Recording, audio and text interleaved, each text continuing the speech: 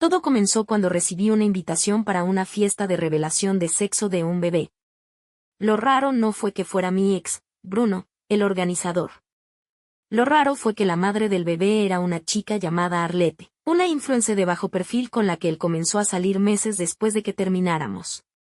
Y lo más jodidamente raro fue que no sabía que estaban esperando un bebé hasta que vi la maldita invitación. Yo terminé con Bruno hacía casi un año. Nuestra relación había durado 5, con todo el caos incluido, altibajos emocionales, problemas de confianza y, especialmente, un tema sensible que nos unía y nos separaba constantemente, mi infertilidad. A los 28 años, me diagnosticaron una condición que podría dificultarme tener hijos de forma natural, así que, tras muchas conversaciones, decidí congelar mis óvulos. Bruno me apoyó. Fuimos juntos a las citas, él me acompañó a los procedimientos, incluso me abrazó mientras lloraba con las inyecciones hormonales. Y aún así me dejó 2 meses después de que congelé mis óvulos, con la excusa de que necesitaba reencontrarse a sí mismo. Como una imbécil, pensé que era un cierre respetuoso. Hasta que recibí esa maldita invitación. Vi la postal, con una foto de Arlette embarazada, tocándose la panza con una sonrisa falsa, y Bruno detrás de ella, con la mano sobre su vientre. Pero hubo algo que me dejó sin aliento, la fecha. El embarazo llevaba exactamente 7 meses, y eso no cuadraba con su relación. ¿Me estás diciendo que embarazaste a alguien justo después de dejarme? Eso ya era cruel, pero lo que no sabía era que la historia iba a escalar de forma tan demencial que tendría que contratar a un abogado, someterme a un análisis forense. Y destruir a una persona a la que alguna vez amé. Porque ese hijo no era simplemente de ellos. Ese hijo, era mío también. Me costó dormir esa noche. No podía dejar de mirar la maldita invitación. La tenía en la mesa de la cocina, boca abajo, como si eso pudiera aplacar la rabia en mi estómago. Me pasé la noche repasando fechas, eventos, mensajes, todo. No cuadraba. Bruno y Arlette se conocieron, según sus redes, un mes después de que él y yo terminamos. ¿Y ya están esperando un hijo de 7 meses? No me cerraba. Entonces, a las 3:17 de la mañana hice lo que cualquier persona emocionalmente inestable con acceso a internet haría. Me metí al Instagram de Arlette. Primero, noté que todas sus fotos estaban cuidadas al detalle. Influencer Van Ave. Viajes, outfits, frases tipo mi energía no se negocia. Pero lo importante fue esto. Hacía 7 meses exactos, publicó una foto de un ramo de flores con la leyenda regalo del universo, y de él, sin etiquetar a nadie. Fui directo a los comentarios. Bruno le puso, el principio de algo hermoso corazón rojo. Y debajo, una usuaria le comentó, amiga, pero si tú decías que no podías tener hijos. Arlette respondió, la vida da sorpresas mandando un beso. Sorpresas. Sorpresas mis ovarios. Literalmente. Fue entonces que una idea me atravesó el pecho como un relámpago. ¿Y si Arlette usó mis óvulos? Me reí. En voz alta. Casi me atraganto con el té. ¿Cómo carajos haría eso? ¿Entró al banco de fertilidad y los robó? ¿Me metí en una telenovela? Estaba delirando. Pero, luego recordé algo. Durante el proceso de congelamiento, Bruno fue quien me acompañó a todas las citas. Él sabía el nombre del centro, mi número de identificación, mis fechas, hasta mi contraseña médica. Siempre pensé que era porque me apoyaba, ahora lo veía diferente. Y en mi cuenta, al revisar el portal del centro de fertilidad, noté algo que hizo que se me erizara la piel. Último acceso a tu expediente. Hace 6 meses. Yo no había entrado desde hacía más de 9. Respiré profundo. Sabía lo que tenía que hacer. Al día siguiente, fui al centro de fertilidad. No puedo darte esa información sin una orden judicial, me dijo la recepcionista con una sonrisa entrenada. Es mi expediente. Son mis óvulos. Sí, pero cuando se firman ciertos documentos, hay autorizaciones compartidas, dijo, y me mostró un formulario. Ahí estaba su firma. Bruno había firmado como codepositante autorizado en el primer formulario, porque cuando hicimos todo, pensábamos tener hijos juntos. Eso le dio acceso. Y ese maldito cabrón había autorizado una fertilización in vitro con uno de mis óvulos, sin decírmelo. Con otra mujer. La recepcionista, que probablemente notó que me temblaban las manos, me pasó una tarjeta. Esto es confidencial, pero si crees que hay algo ilegal aquí, te recomiendo hablar con un abogado especializado en reproducción asistida. Y lo hice. Y lo que descubrí esa semana me hizo vomitar. Contacté a una abogada recomendada por un foro de víctimas de fraudes reproductivos. Se llamaba Lorena Suárez, y cuando le conté lo básico por teléfono, se quedó en silencio unos segundos. ¿Usaron tus óvulos sin consentimiento firmado posterior a la ruptura? Preguntó finalmente. Sí. Él firmó como codepositante, pero nunca me informaron del uso. Entonces tenemos un caso serio. Prepárate, porque si se confirma, lo que él hizo es ilegal. Y más aún si ya nació o está por nacer un niño. Le mandé los documentos del centro, escaneados, y al día siguiente, ella me devolvió una bomba. No solo usaron uno de tus óvulos. Usaron varios. Hubo 3 intentos de fertilización. El tercero tuvo éxito. Sentí como si se me derritiera el estómago. Me apoyé contra la pared de la cocina. ¿Y el consentimiento? Pregunté. Falsificado. Todo indica que alguien replicó tu firma en el documento de autorización de uso. Y adivina quién lo firmó como testigo. Me mordí el labio hasta casi romperlo. ¿Bruno? Exactamente. Y no fue todo. Arlette sabía. La abogada encontró correos intercambiados entre Bruno y el centro en los que se refería a nuestra candidata ideal y luego mencionaba a Arlette como receptora. Eso no era un error administrativo. Fue un plan orquestado. Fui a una comisaría a denunciar. El agente me miró con una mezcla de lástima y asombro. Esto no es común, dijo mientras escribía. Pero sí, hay precedentes. Si se falsificó su consentimiento, es un delito grave. Iniciaron una investigación. Pero ahí no acabó la historia.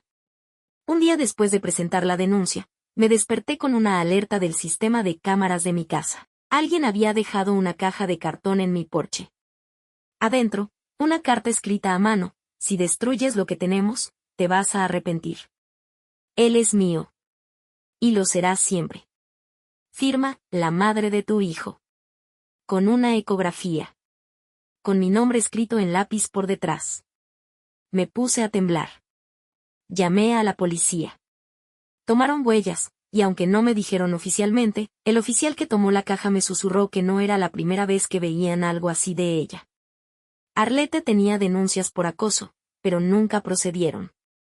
Y aquí es donde la historia gira violentamente otra vez. Lorena, mi abogada, me llamó esa tarde con voz urgente. Nos llegó un resultado parcial del laboratorio forense. Analizaron la muestra genética del bebé. Tienen algo que no esperaban. Tragué saliva. ¿Qué cosa? El embrión fue modificado. ¿Cómo que fue? Alteraron el material genético. Una clínica privada, muy cara, por cierto, hizo un procedimiento que elimina predisposiciones familiares no deseadas. Quitaron tu carga genética ligada a ansiedad, depresión y otros aspectos. Clínicamente, el bebé ya no es 100% tuyo. Era como si hubieran robado un pedazo de mí, lo hubieran manipulado, y lo hubieran convertido en otra cosa. Sin mi permiso. Lorena lo dijo sin tapujos: esto es bioingeniería no autorizada. Es grave.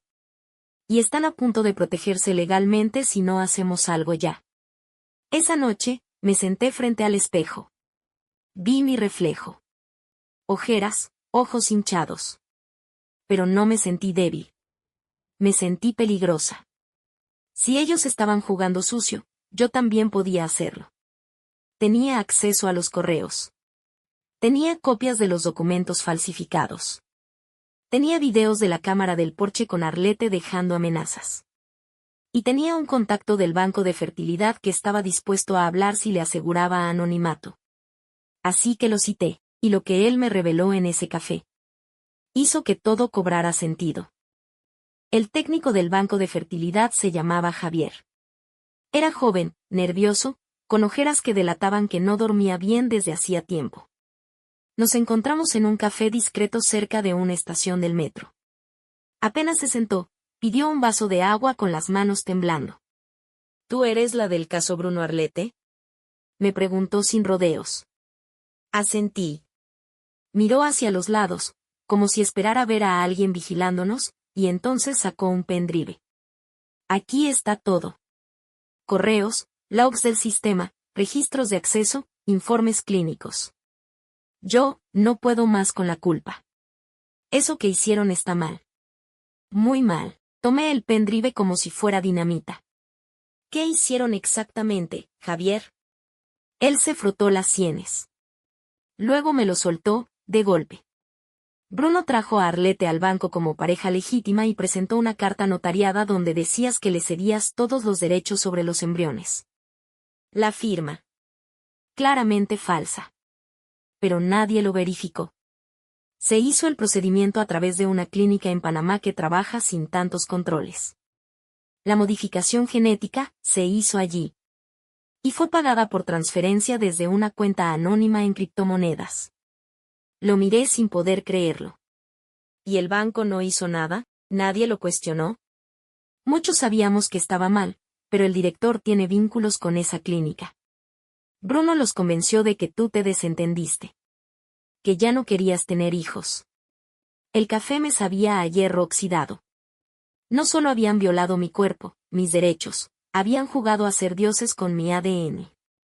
¿Y por qué me lo dices ahora? Javier me miró con ojos de miedo. Porque Arlete está loca. Ya antes acosó a otra mujer. Y Bruno, tiene un historial muy oscuro. No fue solo contigo. ¿Cómo que no fue solo conmigo? Se inclinó hacia adelante, bajando la voz. Ya lo había hecho. Hace años, usó los óvulos de una exnovia para embarazar a otra mujer, igual. Solo que esa vez, la madre desapareció y el niño fue adoptado. A nadie le pareció raro. Ahora todo encaja. Sentí náuseas. Bruno no era un padre. Era un tipo obsesionado con el control genético. Como si estuviera construyendo a su hijo perfecto, pieza por pieza, usando mujeres como incubadoras. Fui directamente con Lorena, la abogada, y le entregué el pendrive. Su cara palideció mientras abría los archivos. Esto es una bomba. Me dijo, podemos ir por uso indebido de material genético, suplantación de identidad, alteración de ADN sin consentimiento, daño psicológico. Esto se convierte en un caso penal y civil de proporciones enormes. Pero antes de presentar la denuncia formal, Lorena sugirió algo, filtrar una parte de los datos a la prensa. Ella lo explicó así, si lo presentamos directamente en fiscalía, pueden enterrarlo. Pero si los medios lo sacan primero, generamos presión pública. Y además, protegemos tu integridad. Porque, si esto explota, Bruno va a volverse un animal acorralado. Acepté. El artículo salió a los 3 días en un medio digital conocido. Titular a 3 columnas. Escándalo en clínica de fertilidad. Usaron óvulos sin consentimiento de la madre y modificaron ADN del embrión. La nota no mencionaba mi nombre, pero sí el modus operandi. Y sí, mencionaba a Bruno. Y a Arlete. Esa noche, recibí más de 50 mensajes de números desconocidos. Uno de ellos era una nota de voz. La voz de Arlete. Cruel. Desquiciada. No sabes lo que hiciste. No entiendes a quién estás enfrentando. Si él cae, tú también te vas al fondo con nosotros. A la mañana siguiente, mi auto tenía los vidrios rotos. En el parabrisas, una nota. Tu útero fue solo el comienzo. Ahora jugamos con fuego. Denuncié el ataque. La policía empezó a patrullar por mi zona. Lorena estaba cada vez más convencida de que Arlete tenía un historial psiquiátrico oculto. Pero lo que no esperábamos era que Bruno desapareciera. Literalmente. Se esfumó. No fue a su trabajo. No estaba en su departamento. Se llevó su computadora y su celular. Hasta su coche lo había dejado estacionado en otro estado, abandonado frente a una playa. ¿Crees que se fugó?, le pregunté a Lorena. ¿O está planeando algo peor?, respondió con una expresión helada. Y entonces llegó la audiencia preliminar. Yo debía declarar ante un juez por el uso no autorizado de mi material genético. Lorena presentó toda la evidencia. Y justo cuando terminaba mi declaración, uno de los peritos que revisó la documentación levantó la mano. Su señoría, dijo. Hay una irregularidad adicional. El juez asintió. Hable. Revisamos las firmas de otros 3 expedientes similares del Banco de Fertilidad. Y encontramos coincidencias con la falsificación de este caso. En resumen, creemos que esto no fue un hecho aislado. Puede haber más víctimas. Se hizo un silencio denso. El juez tomó nota. Ordenó abrir una investigación más amplia. Y cuando salimos del tribunal, una reportera me interceptó. ¿Usted es la mujer del caso de los óvulos robados? ¿Qué tiene que decir ahora que se ha confirmado que el bebé fue modificado genéticamente? Tengo una sola cosa que decir, le respondí. Bruno no me robó solo un óvulo. Me robó la elección de ser madre. Y eso. No se lo voy a perdonar jamás. Y ahí, como si el destino se burlara de mí, el teléfono sonó. Número privado. Contesté. La voz del otro lado era inconfundible. Bruno. No debiste meterte con nosotros. ¿Dónde estás, maldito? No importa. Pero pronto sabrás la verdad. El niño, ya nació. Me quedé helada. ¿Y ahora? Vamos a pelear por la custodia. Mi cuerpo temblaba mientras sostenía el teléfono. Las palabras de Bruno me repiqueteaban en los oídos como una campana rota. El niño ya nació. Y ahora vamos a pelear por la custodia. ¿La custodia? Tenía el descaro de hablar de custodia después de robar mi material genético, falsificar mi consentimiento y usarlo para traer al mundo un hijo sin mi aprobación. Colgué sin responder. Me derrumbé en el sofá como si mi esqueleto se hubiera evaporado.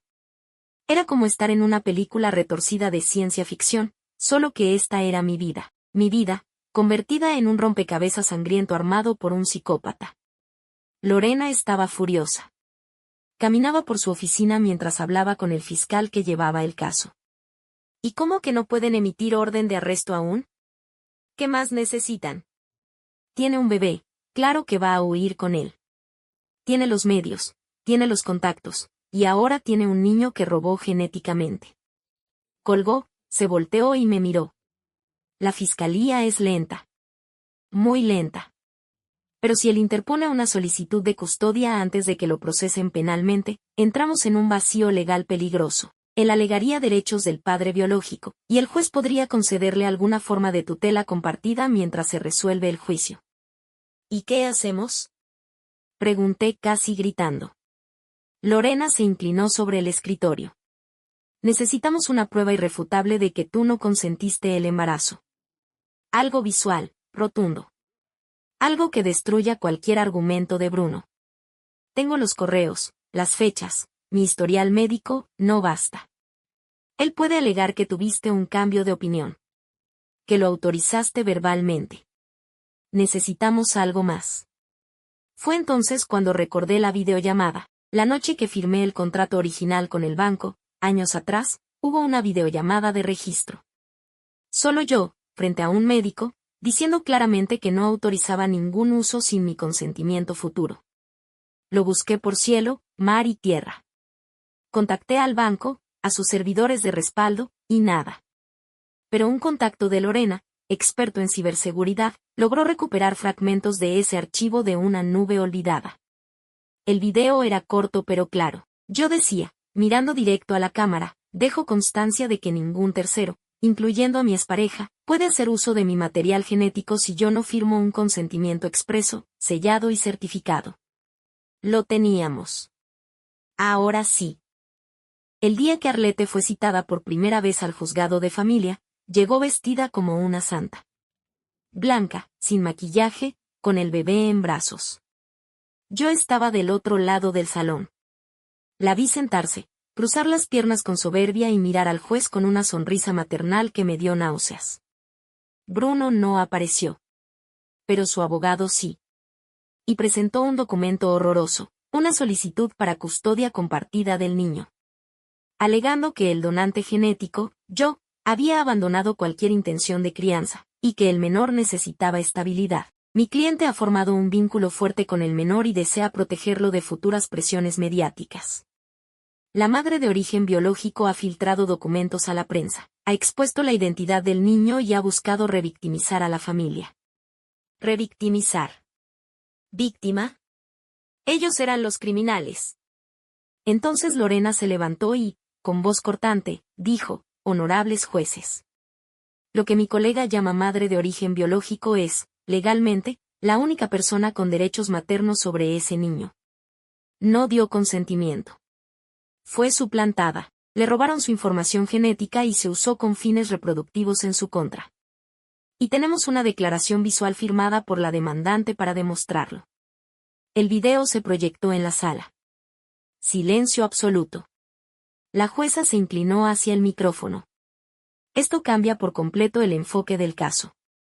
Cualquier reclamo de paternidad está viciado de ilegalidad. Este tribunal no puede permitir que una maternidad fraudulenta se normalice. Arlette comenzó a sollozar. Pero yo lo parí. Yo lo crié. Ese niño es mío. Mío. Y entonces, por primera vez, vi algo romperse en ella. No solo el llanto, era su máscara. Detrás de esa sonrisa perfecta de influence, de esa pose de víctima romántica, había alguien que había planeado todo desde el inicio. El tribunal suspendió la solicitud de custodia de Bruno y ordenó que el menor quedara bajo resguardo del Estado, en una unidad especializada, hasta que se definiera su tutela legal. Y ahí fue cuando explotó la última bomba. El niño no era simplemente un bebé modificado. Una revisión médica completa reveló implantes experimentales, un tipo de marcador genético artificial que, según los médicos, había sido diseñado para reaccionar con ciertos compuestos químicos, específicamente farmacológicos.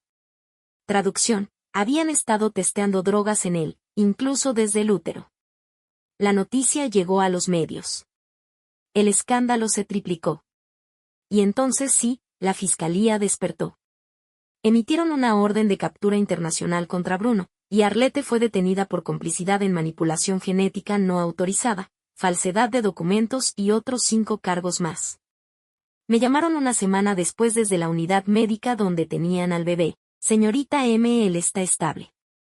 Pero va a necesitar terapias, seguimiento, y un entorno emocionalmente saludable. Es usted, legalmente, la madre biológica. ¿Quiere iniciar el proceso de tutela? Me quedé helada. La criatura que habían fabricado sin mi permiso, era mitad yo. Pero también era mitad de ese monstruo. Y había sido traído al mundo como parte de un experimento. Lloré toda la noche. Y luego respondí: sí. Quiero verlo. Quiero que sepa que, al menos una parte de él no fue producto del ego ni de la codicia. Cuando lo vi por primera vez, tenía una mirada extrañamente lúcida. Me alcanzó su manita como si me reconociera. Y entendí algo. A pesar del horror, del robo, del ultraje. Yo no era una víctima. Era una madre. Y esa criatura iba a tener una vida distinta, una que no decidieron por él en un laboratorio. Una que él mismo iba a escribir. A pesar de Bruno. A pesar de Arlette. A pesar de todo.